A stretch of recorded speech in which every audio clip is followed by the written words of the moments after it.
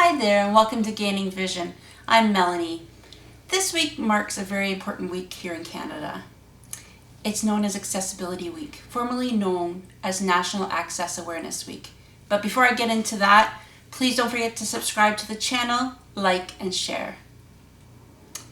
So this week is an opportunity for us in Canada to celebrate diversity, inclusion, and accessibility. It's important, and the fact that we have a week that commemorates it is exciting. There's so much that Canada has been really involved in doing, and there's still so much more we need to do. But over the last few years especially, we've highlighted areas of concern in the world of accessibility. Let's face it, accessibility helps everyone, not just individuals with disabilities. So there's different standards that are set out here in Canada. One is AODA, which is Accessibility for Ontarians with Disabilities Act. And that has set some standards so that we as Canadians and Ontarians can follow to ensure that everybody's included fairly and equitably. The first one is customer service. So it outlines the standards that everybody should cover when dealing with somebody in a customer service basis. The proper way to address them, how to effectively serve them, and meet their needs based on their individual needs, seeing individuals as individuals and not as disabilities. Another area that is very important that we cover is communication and information. So ensuring that everybody has a right to communication and information in a format that is accessible to them. So for myself, large print, for some Braille, for others having an interpreter or intervener to assist them in understanding the information that is provided for them. Transportation is also a very big standard that is out there, ensuring that all forms of transportation are accessible. Not just providing ramps and things like that to get on, but for myself, when I used to take the subway or bus, I would always miss my stop because the driver would forget to call out their names. Now we have audible or auditory signals that allows us to know what stop is coming up and when it's time for my stop. There's also a screen that has it in writing for those that perhaps are hard of hearing or that may be distracted by what's going on around them, so they can watch for which stop is coming up. So not only are buses now accessible for people in wheelchairs and scooters, but it also provides that sense of independence for individuals with various disabilities to travel safely. We've also identified some accessible seats for those at the front that are called the blue seats, that are ensuring people to have a seat if they need it. And it also just creates more awareness. Another one of the standards that is very near and dear to my heart is the employment standard, ensuring that everybody, whether has a disability or not, has fair access to employment.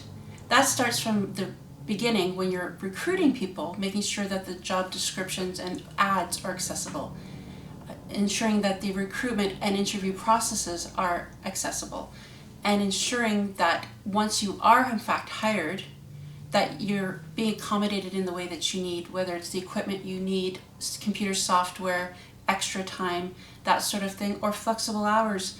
Things like that are being considered now in the workplace. That way it opens up doors for many people with disabilities to be employed. This is still a big struggle we have because there are still many barriers that individuals with disabilities face when it comes to the workplace. But that's a whole other episode, so stay tuned for that.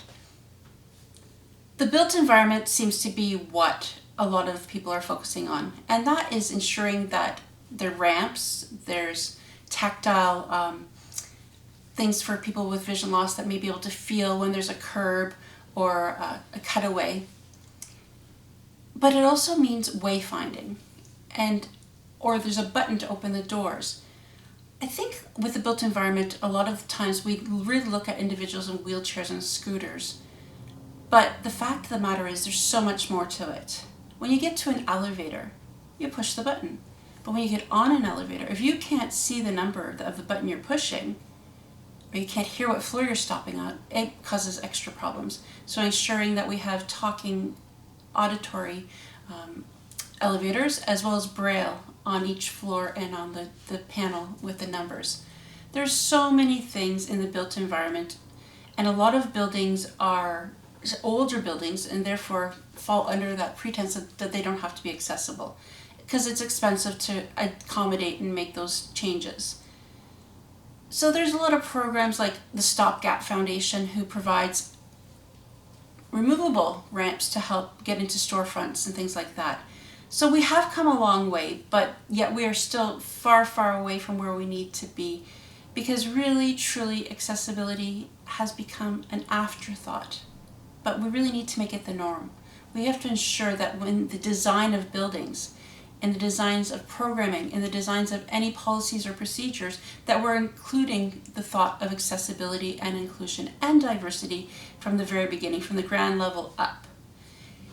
It's going to take us many more years, and I know we were aiming for 2025 to be fully inclusive here in Canada and Ontario.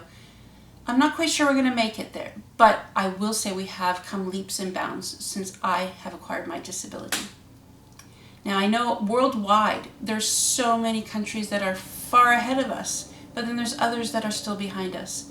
And we need to work together as a global community to ensure that accessibility is woven into our reality, that we consider it every step of the way.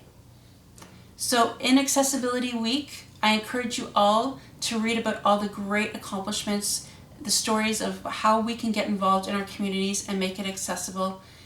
Tweet, share on Facebook, and definitely on YouTube.